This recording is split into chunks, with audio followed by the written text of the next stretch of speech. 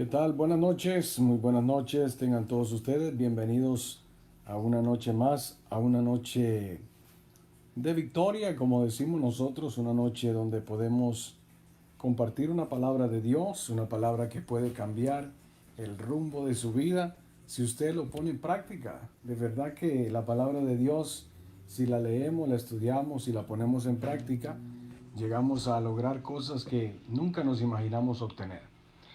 Mi nombre es Marvin Mayorga, como todos ya me conocen. Trabajamos en el ministerio de la Primera Iglesia de Dios acá en Providence con el pastor Reinaldo Guerra. Ahí estamos al servicio de Dios y también de aquel que nos necesite. Si podemos ayudarle y él se deja ayudar con gusto. Ahí estamos. Como siempre hemos estado compartiendo a través de YouTube, a través de Facebook, acá los estudios de esta célula. Como ya lo sabe usted, por esto de la pandemia, pues no nos podemos reunir y lo estamos haciendo así virtualmente a través de las redes sociales. Hemos estado hablando acerca de la importancia del perdón y hoy vamos a hablar acerca de cómo instruir en justicia. Cómo instruir en justicia. Si usted quiere ver los anteriores estudios, usted los puede encontrar en YouTube buscando Marvin de Mayorga y de esa forma pues usted puede escucharlos, adelantarlos, regresarlos si gusta y si algo pues podemos aportar para su crecimiento espiritual, la gloria siempre se la damos a Dios. Vamos a hablar hoy, como ya dije, de antemano, cómo instruir en justicia. Y de aquí arrancamos con la ayuda de Dios, esperando ser breve y precisos y que la palabra que hoy vamos a compartir sea de gran bendición para su vida. Mi deseo es enseñarte, mi deseo es aprender juntos, mi deseo es que hoy tú analices lo que vamos a compartir y que puedas hacer un autoanálisis si realmente estamos haciendo lo que Dios nos manda hacer.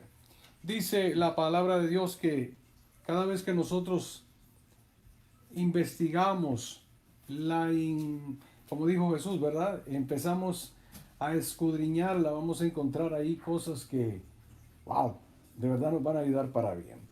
Dios nos llama a ser semejantes a Él, pero lamentablemente la vara nos queda muy alta.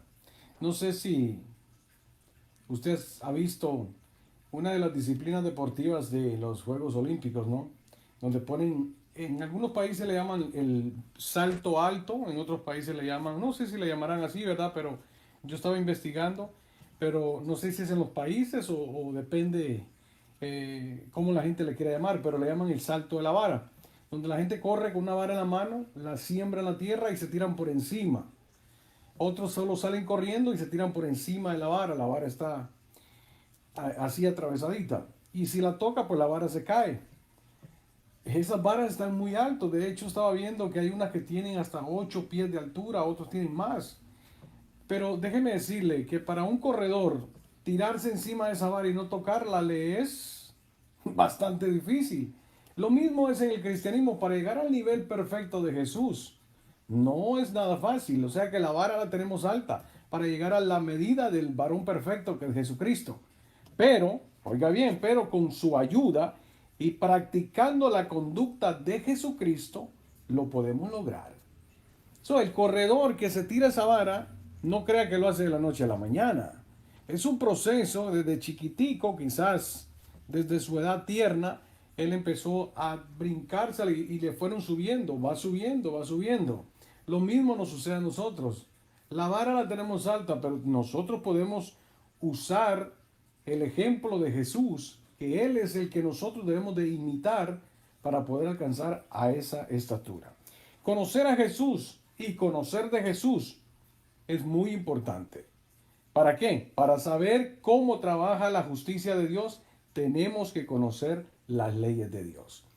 Es muy interesante en estos tiempos y en todos los tiempos ha habido de personas que usan la palabra de Dios simplemente para dañar, para golpear. Y entendemos que la Biblia exhorta, corta, es como espada de dos filos. Pero nosotros debemos de saber e interpretar bien la palabra de Dios, para qué fue escrita y por qué fue escrita, leyéndola siempre bajo el contexto cultural que se escribió. Porque necesitamos aprender. Ahora, cada país tiene leyes diferentes. Yo no le puedo hablar de otros países porque no los conozco, pero puedo hablar de este país, de esta nación de Estados Unidos.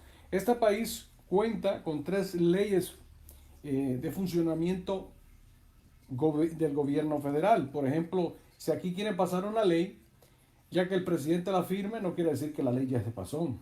Tiene que pasar por las 3 ramas, que es la rama legislativa, que representan las 2 cámaras del Congreso, del Senado y la Cámara de Representantes. La número 2 es la rama ejecutiva, representada por el presidente y el vicepresidente y el gabinete. Pero hay una tercera, que es la rama judicial, representada por la Corte Suprema y los juzgados federales menores. O sea que para que una ley pase en un país tiene que pasar por estas 3 ramas de las leyes. Estas son las leyes terrenales. Ahora bien, para saber cómo funcionan, yo sé que están ahí, pero cómo funcionan necesito indagar de ellas. Entonces, yo puedo decir, no, que el presidente aquí, que el presidente va a firmar esto. No, no se puede. Muchos juzgan al presidente, juzgan al gobierno, pero hay 3 leyes que tienen que ser practicadas. ¿Cómo funcionan? Para eso yo tendría que ser un político, pero no lo soy. O sea, yo solamente le voy a hablar de las 3 ramas de esas leyes que están en este país, que se usan para hacer las leyes. Esto es terrenalmente. Ahora, para conocer las leyes de Dios también hay ramas, hay disciplinas, hay leyes. Y esas leyes, para hablar de ellas, hay que conocerlas. Porque yo me puedo parar aquí enfrente de ustedes y decirles, oh, las leyes de Estados Unidos son así y así. Porque la ley, eso lo encontré en internet, usted lo puede encontrar también. Pero no, eso no quiere decir que yo sé de las leyes. Porque yo no he trabajado en investigar las leyes de este país. Eso le corresponden a los abogados, a toda esa gente que se entiende con eso. La gente de la política. Entonces yo le puedo quizás hablar y por eso que mucha gente habla, pero no conocen las leyes. Ahora, vámonos a las leyes de Dios, que es la que a mí me interesa y es la que tenemos que hablar. Si queremos conocer cómo funciona la justicia de Dios, hay que estudiar bajo el contexto cultural, por qué fue escrito, quién lo escribió, dónde se escribió, quién nos dice a nosotros. Porque esos pasajes bíblicos fueron escritos con un propósito para ese momento, pero también nos hablan a nosotros en este tiempo. Pero para entender eso debemos ir al contexto cultural. Hay gente en este tiempo que en estas áreas acá de América le meten velo a la mujer. Como que fueran de allá, ¿verdad? Sin entender el contexto cultural. Porque dice, aquí está en la Biblia. No, ¿por qué se dijo? ¿Por qué la gente, las personas que andan en el desierto andan con un trapo en la cabeza? Hay gente que se lo pone aquí también. Eso no es cultura, lo hacen por el calor del desierto. Entonces eso tiene que ver con el contexto cultural del lugar. Entonces tenemos que entender todo eso para poder entender la palabra de Dios.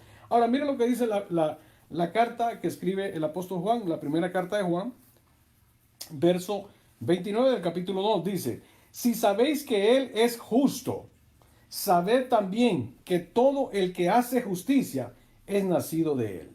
Le digo todo esto porque necesito que entendamos acerca de enseñar a través de la justicia de Dios. Tenemos que conocer la justicia de Dios. En otras palabras, Juan dice que Jesucristo hace todo lo que le agrada a Dios. Por eso, también debemos de saber que todo el que hace lo bueno a Dios le agrada y es hijo de Dios. Ahora, ¿cómo nosotros entendemos todo esto? Para seguir avanzando, quiero hacer la pregunta, ¿qué es justicia? Según el diccionario teológico, nos dice, es una acción o afecto de retribuir, remuneración o remuneración, paga o pago de algo que usted hizo. Ah, la justicia. ¿Para qué es la justicia?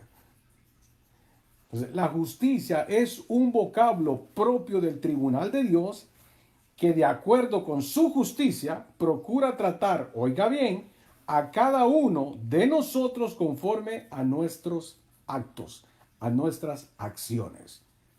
La justicia va a ser aplicada de acuerdo a tus decisiones, de acuerdo a tus actitudes, de acuerdo a lo que tú hagas. Sí, porque hay justicia que, mire, aquí hay cárceles por todos lados. ¿Verdad que sí? Esas cárceles fueron hechas ¿para quiénes? Para las personas que se portan mal. Ahora, si usted se porta mal, usted se preocupa. puede que vaya a llegar a esa cárcel. Pero si usted se porta bien y hace las cosas correctas, pueden estar llenas las ciudades de cárceles, que usted anda tranquilo, ¿verdad que sí? Entonces usted dice, oh, esta ciudad está llena de cárceles, aquí es peligroso caminar. No. Si usted es una persona que camina recto, camina bajo los conceptos, usted va a ser una persona que no va a tener problemas. Puede trabajar incluso hasta en la cárcel, pero usted es libre. ¿Por qué le digo esto? Porque nosotros debemos de investigar cuáles son las leyes de cada país, cuáles son las leyes de Dios. Para aplicar las leyes de Dios, ¿qué dice la Biblia? La Biblia enseña que estamos revestidos de la justicia de Dios. La justicia de Dios. Por eso que Job capítulo 29, verso 14 dice, me vestía de justicia. Oiga bien, me vestía de justicia y ella me cubría como manto y diadema era mi rectitud. Ahora, ¿qué es lo que Job quiere decir con esto? ¿Qué es en realidad? Mire lo que Job nos quiere decir es, en unas palabras más entendibles. Job dice, siempre me comportaba con honradez. ¿Se da cuenta? Honradez. Entonces decimos nosotros, aplique justicia. Yo trabajé en una de las cárceles acá, como mentor y como maestro, dando clases. Y le hice una pregunta una vez en una entrevista que tuve con un joven que tenía que entrevistarlo. Y le dije yo, ¿qué es lo que tú quieres? Y me dice él, yo quiero que se haga justicia. Y le dije yo, ¿qué tú hiciste? Me comentó, no lo voy a decir acá lo que hizo. Entonces le dije yo, ¿y tú pides justicia? ¿Tú te vas a quedar aquí? Pide misericordia. Porque si pedimos justicia, seremos pesados en balanza. ¿Y sabe qué? Lo que dije al principio, la vara nos va a quedar muy alto. Entonces lo que tenemos que pedir es misericordia. Entonces, si pedimos justicia, queremos que se nos haga justicia, pero nosotros salimos falsos en la balanza. Por lo consiguiente, necesitamos pedirle a Dios misericordia. La rectitud me cubría como un manto, dice Job. Usaba la justicia como un turbante. O sea, para poder entender este concepto de Job, debemos diferenciar el significado básico de la palabra justicia.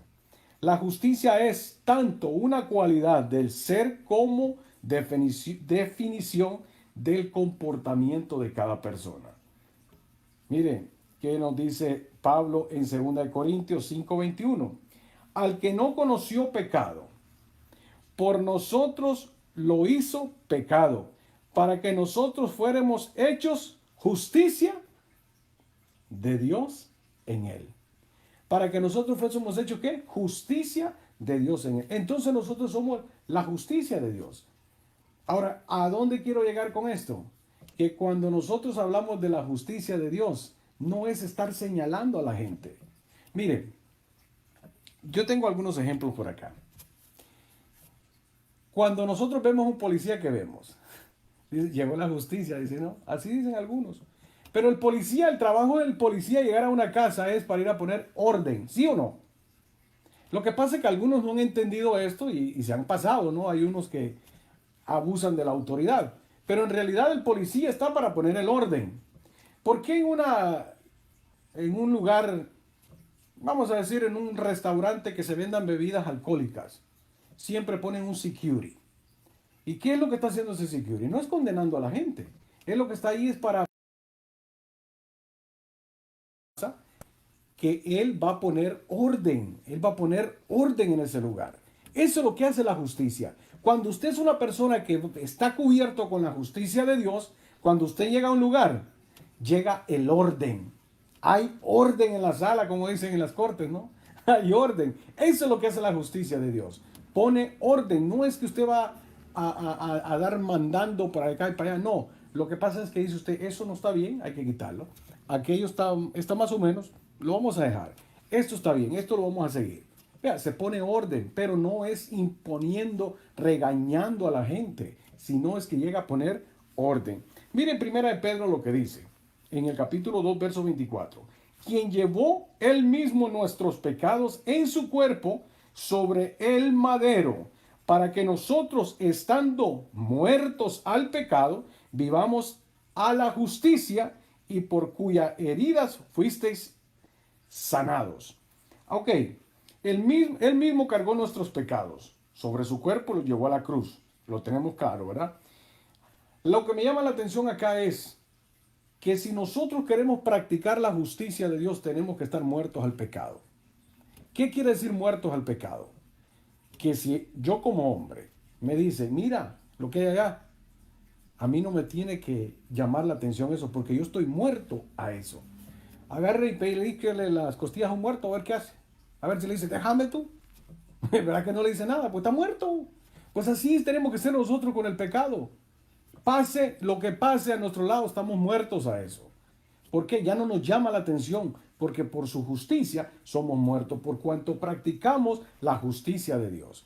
Pero no, somos fáciles juzgando a todo el mundo, usando la palabra de Dios, como el policía, que debe de poner orden, pero no, él abusa de la autoridad, abusa del poder que se le da. Mire, Jesucristo hace justicia, hace justa nuestra naturaleza. Tenemos que estar capacitados para hacer obras de justicia.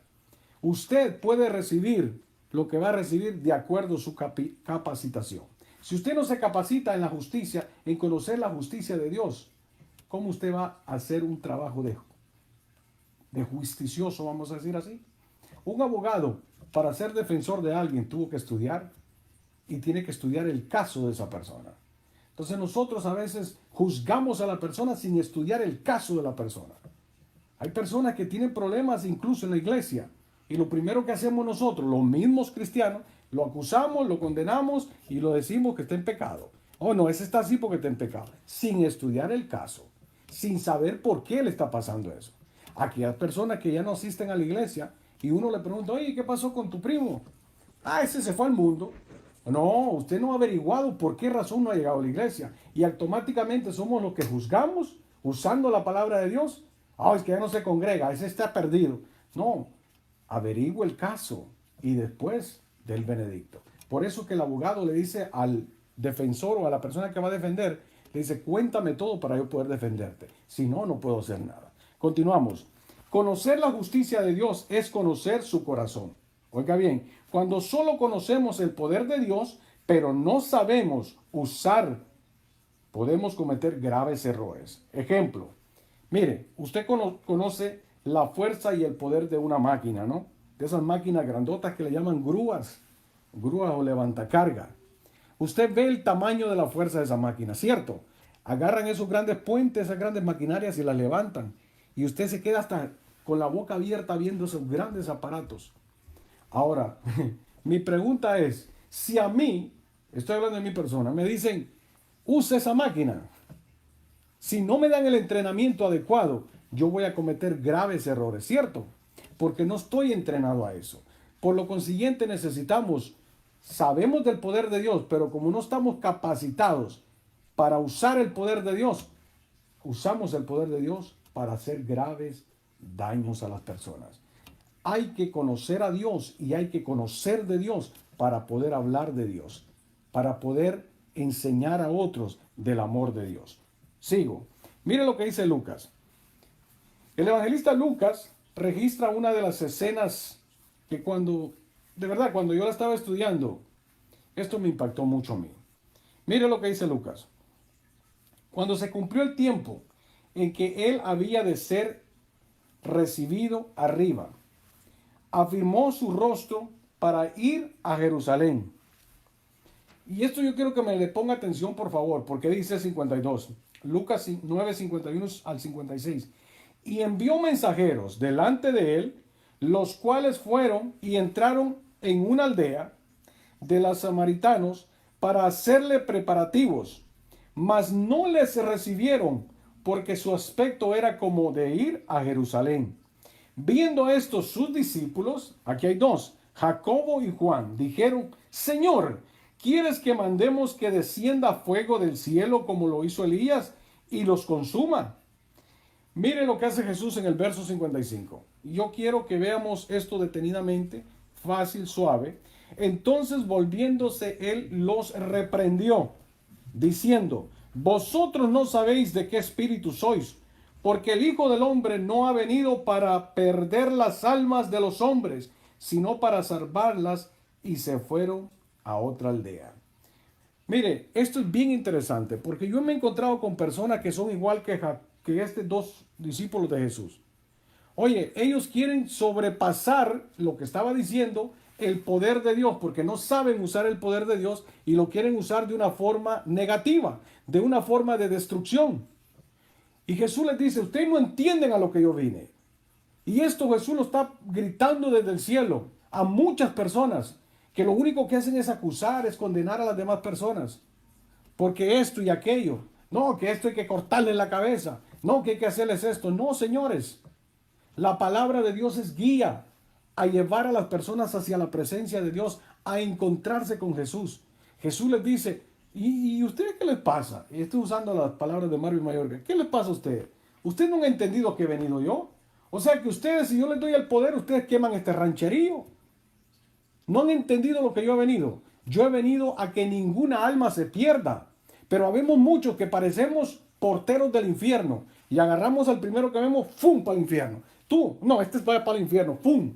Y este también para el infierno. Entonces parecemos porteros del infierno cuando Jesús dice, yo no quiero que nadie se pierda. Por nuestro comportamiento, por la forma de ser, queremos meterle fuego a la gente. Y Jesús dice, no, yo no he venido para que nadie se pierda. O sea, yo he venido para que nadie se pierda, mejor dicho. No se hace así. Es muy necesario que nosotros hagamos oraciones a favor de otros. Mire, aunque usted no lo crea, existen ciertas oraciones que se llaman las oraciones imprecatorias. ¿Y cuáles son esas, dirá usted? Al igual que los salmos. Las oraciones imprecatorias son aquellas que dicen, Dios mío, desciende fuego y quémase. Ojalá que le vaya mal. Ojalá que se tropiece y que se rompa la cara. Y sí, esas son las oraciones peligrosas que mucha gente hace. Al igual que los salmos, el Salmo 7, el Salmo 35, el Salmo 55, el Salmo 58, el Salmo 59. Son salmos imprecatorios donde el salmista está diciendo, Padre, destruye mis enemigos, quémalos, quítalos. Entonces, son salmos imprecatorios, al igual que mucha gente hace esa clase de oración. Amén, lo dicen, sí, lo hacen. Vaya, vamos a Lucas 9, 55 y 56. ¿Qué dice? Entonces, volviéndose, él les dijo, o lo reprendió, diciendo, vosotros no sabéis de qué espíritu sois, porque el Hijo del Hombre no ha venido para perder las almas de los hombres, oiga bien, sino para salvarlas. Ese fue el trabajo de Jesús. Ahora, yo pregunto, ¿somos más que Jesús nosotros? No, porque a veces nosotros queremos tomar la autoridad. Fíjese que en la parábola del trigo y la cizaña, lo voy a tomar así rapidito. El trigo y la cizaña, dice Jesús, déjala que crezca. Ah, no, pero nosotros llevando la contraria de Jesús, vamos y empezamos a arrancar trigo y a arrancar cizaña, arrancando cizaña. Y eso no es trabajo nuestro. Nuestro trabajo es alimentar al trigo. Alimentar, o somos trigo nosotros, ¿verdad? Pero estamos rodeados de cizaña. Pero nosotros queremos arrancar cizaña. Y Jesús dijo, no, ese no es trabajo de ustedes. Ese es trabajo mío. Eso déjenmelo a mí. Al final se va a ver quién es trigo y quién es cizaña. El trigo será apartado y llevado a los graneros. La cizaña será amarrado en manojos y tirado al fuego. Así que ese es trabajo de él. No es trabajo nuestro. Continúo rápido. Mire, Juan 7, 53, 8. Sí, porque muchos acusan a la mujer, y esto quiero enfatizarlo, acerca de la mujer que fue encontrada en adulterio. Muchos acusan a la mujer que fue acusada en adulterio. Y para cometer adulterio se necesitan dos personas, ¿cierto? Un hombre y una mujer. ¿Sí o no? Porque si usted está sola con una mujer y le dice, oh, la encontramos en adulterio y solita, no puede ser, ¿no? Tiene que haber dos personas. Pero acá se habla de una mujer. ¿Por qué? Porque a ellos les convenía apedrear a la mujer. Y mire lo que dice Jesús en Juan 7, 53 Juan 7, 53.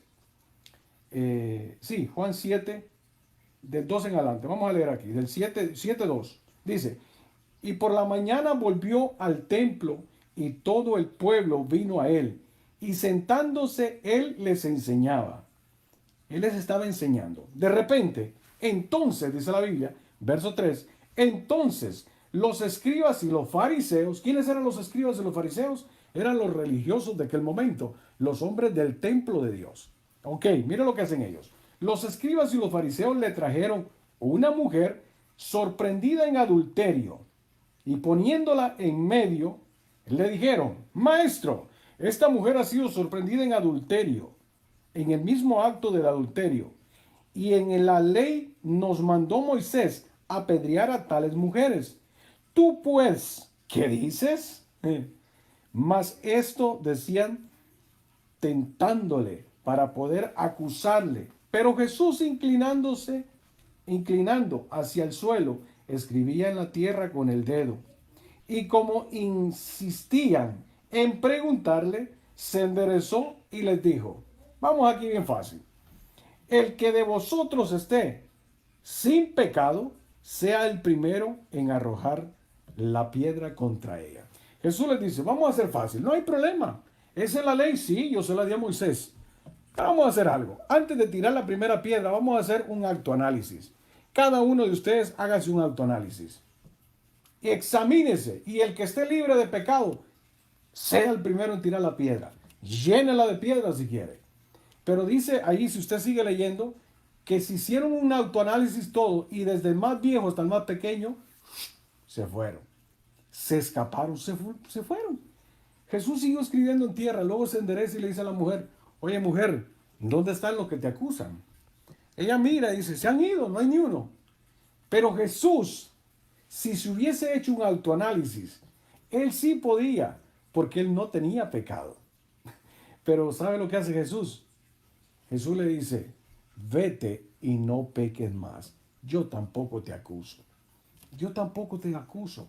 Ay, Dios mío, pero si nosotros tenemos esa oportunidad, ¿verdad? Uno decimos: no, hombre, somos los primeros en cortarle la nariz. Porque decimos nosotros: yo sí estoy limpio, yo sí estoy sin pecado, yo sí me merezco apedrearla. Pero ustedes no, yo sí soy. Oh, yo predico en una iglesia, yo predico en la radio. No, yo sí los puedo apedrear. Pero Jesús no lo hizo. Ahora la pregunta es: ¿somos más santos nosotros que Jesús? Analicémonos esto. ¿Cómo estamos nosotros realmente? Porque somos fáciles acusando a todo el mundo, pero ¿cómo estamos nosotros? Algunos ni casados, otros casados con su propia familia, con su propia prima, con su propia hermana. Pero acusamos a todo el mundo. Pero nuestros defectos no los vemos. Somos fáciles acusando a otros. Es más, hasta traemos las piedras. Tenemos que tener cuidado. Queremos usar la justicia de Dios. Y yo quiero cerrar con algo muy importante. Miren, acusar a los demás es muy fácil. Pero que si el acusado eres tú, la cosa cambia, ¿verdad? Miren lo que dice Gálatas 6.1. Y yo quiero que me le ponga atención a este versículo. Gálatas 6.1. Hermanos, dice: si alguno fuere sorprendido en alguna falta, vosotros que sois espirituales, restauradle con espíritu de mansedumbre, considerándote a ti mismo, dice, no sea que tú también seas tentado. Entonces, aquí hay 4 cosas importantes. Número 1, si fuere sorprendido, lo agarramos con las manos en la masa, dice, ¿no? Ok, tenemos pruebas, Señor. Oh, sí, tiene pruebas, ok, no hay problema. Número 2, vosotros que sois espirituales, ¿quién es el que va a juzgar acá? Los que son espirituales, no cualquiera. Aquel que tiene el derecho de hacerlo. Vosotros que sois espirituales, solo una persona espiritual puede discernir para ayudar a alguien. Número 3, dice restaurarle. ¿Y qué es la palabra restaurarle? Para eso se necesita sabiduría y conocimiento de Dios. Y número 4, con espíritu de mansedumbre. Y esto es, con mucha misericordia, no sea que el próximo a resbalar seamos nosotros. ¿Y entonces qué? Entonces sí pedimos misericordia. Ahí sí estamos pidiendo misericordia. Y cierro con Lucas 5:27. ¿Por qué cierro con Lucas 27? Porque estoy hablando de la justicia de Dios. La justicia de Dios, queremos hacer justicia. Tenemos que estudiar qué es la justicia de Dios. La justicia de Dios es cuando nosotros caminamos cubiertos con la cobertura de Dios, cubiertos con la misericordia de Dios. Y mire lo que sucede acá en Lucas. Esto es Jesús, yo se lo voy a parafrasear así porque quiero cerrar ya. Usted léalo, Lucas del 27 en adelante, Lucas 5, versículo 27 en adelante. Jesús va caminando y está Leví, un cobrador de impuestos, un hombre repudiado por los judíos. Y Jesús lo ve y le dice, sígueme. Así lo dice, sígueme. Y Leví dice que dejando todo lo siguió. Pero dice, inmediatamente después dice que lo siguió. Leví montó un gran banquete, hizo una fiesta. Al hacer su fiesta, invita, ¿sabe a quién invitó Leví? O Mateo. Invitó a todos sus compañeros de trabajo. Prácticamente hizo una fiesta mundana, de pecadores, de puros pecadores. Y dijo Leví, espérate, ya tengo todos estos invitados, yo quiero invitar a alguien, porque yo no sé mucho del Evangelio, yo no sé mucho, a mí me acaban de llamar, pero voy a invitar a Jesús. Invita a Jesús y sabe que lo siente en la mesa. Y llegan los de cuello blanco, los del templo, aquellos que se llaman sumos sacerdotes, aquellos que supuestamente estaban equipados para llevar a la gente a la presencia de Dios, para sacar a los pecadores y llevarlos a Jesucristo. Llegan y lo ven comiendo con pecadores. Y no solo les bastó verlo, sino que murmuraron y lo criticaron. Y le dicen a sus discípulos, ¿y quién es su maestro que con pecadores y con prostitutas come? Pero como Jesús lo sabía todo, Jesús se para, se pone en pie y les dice unas palabras. Los buenos y los sanos. Se lo voy a leer aquí el verso 30. Y los escribas y los fariseos murmuraban contra los discípulos, diciendo, ¿por qué coméis y bebéis con publicanos y con pecadores? Respondió Jesús y les dijo, los que están sanos no tienen necesidad de médico, sino los enfermos. No he venido a llamar a justos ni a pecadores al arrepentimiento. Mire, no he venido a llamar a justos ni pecadores. Y si usted sigue leyendo y les dice, yo quiero que ustedes hagan una cosa, yo quiero que vayan a ver lo que significa misericordia. Siga leyéndolo. Yo quiero saber lo que significa misericordia. Y cuando se den cuenta lo que significa misericordia, vayan y practíquenla. Sí, porque estoy cansado de sacrificio, le dice. Sí, hay gente que se la pasa sacrificándose. Sí, se sacrifican la familia, sacrifican sus hijos, sacrifican todo, pero no conocen a Dios. Yo decía el otro día en la radio, hay gente que llegan tempranito, son los primeros en llegar a la factoría donde trabajan, que son los últimos en irse. Tienen privilegios, tienen la llave, saben el código de la alarma del edificio, pero no conocen al dueño. Entonces, muchos estamos así. Conocemos los códigos, conocemos los rincones de la factoría, pero no conocemos al dueño de la factoría. Tanto que conozcamos la factoría, también conozcamos al dueño de la factoría. Los dos tienen que ir de la mano. Dios te bendiga, Dios te guarde. Acuérdese, nosotros no somos juzgadores, somos restauradores. Dios nos llamó a restaurar, Dios nos llamó a levantar al caído, Dios nos llamó a vendar al que está herido, Dios nos mandó a darle una palabra de aliento a alguien. Para eso estamos aquí. Yo no estoy acá para decirte a ti, oh no, tú no sirves para nada, Dios no te quiere así. No, no, así como estás Dios te quiere, pero en el proceso Dios te va a ir cambiando, sin necesidad de yo empujarte. La palabra de Dios es el guía que te va a llevar hacia el lugar seguro. Jesús es el capitán de tu barca. Si tú permites que lo maneje, si tú permites que Jesús maneje tu vida, tú vas a ser una persona de excelencia. Mi trabajo es informarte que Jesús te ama. Mi trabajo es decirte que Jesús está interesado en ayudarte. Ese es mi trabajo. Mi trabajo es decirte que Dios tiene un plan y un maravilloso propósito con tu vida. Ese es mi trabajo. Mi trabajo es no verte tus defectos. Eso es entre tú y Dios. Dios va a trabajar contigo. Dios va a moldear tu vida. Pero mi trabajo es ser un mensajero de paz, un mensajero de excelencia para ti, traerte palabras de aliento, palabras de vida, que si tú te atreves a creerle a Dios y conocerlo y conocer de Él, yo te garantizo que tú vas a tener un encuentro con Él y después de ese encuentro, nunca más, oye bien, nunca más tu vida va a ser igual, porque Dios lo que toca, lo cambia. Todo lo que Jesús toca, cambia para bien. Si tocó mi vida y me cambió a mí, puede cambiar la tuya también. Si tocó la vida de mi esposa y la cambió para bien, lo puede hacer contigo también. Él está esperando que tú tomes la decisión hoy de arrepentirte y decirte, Dios mío, dite lo mismo, tú mismo dítelo. Dios mío, yo te necesito. Entra en mi corazón, dilo ahí donde estás. Entra en mi corazón, cámbiame. Yo quiero sentirte, yo quiero ser diferente. Y Dios lo puede hacer contigo. Ya basta de estar señalando a la gente. Mi trabajo es ayudarnos los unos a los otros. El que cayó, levantarlo. Hagamos como los soldados. El soldado dice en este país, en inglés dice, never let your partner behind you. Nunca dejes a tu partner tirado. Nunca dejes a tu compañero tirado. Tenemos que ser el ejército de Dios, el ejército que nos ayudamos los unos a los otros. Así que Dios te bendiga, Dios te guarde. Recuerda que estamos aquí para ayudarte. Puedes visitar mi página de Facebook, mi página de YouTube. Ahí encuentras en Marvin de Mayorga los anteriores videos que yo sé que te pueden ayudar de gran bendición. ¿Quieres saber lo que es la justicia de Dios? Practica la misericordia.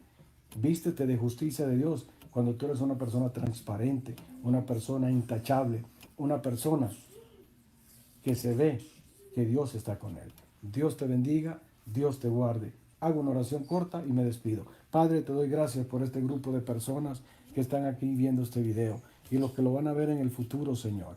Bendice sus vidas. Tú eres el Dios de excelencia. Tú eres el Dios que cumples los planes y las maravillas que tienes para nosotros. Te doy a ti la gloria y la honra por este estudio, Señor. Gracias, Padre amado. Gracias por todo. En el nombre de Jesús lo pedimos. Amén y amén.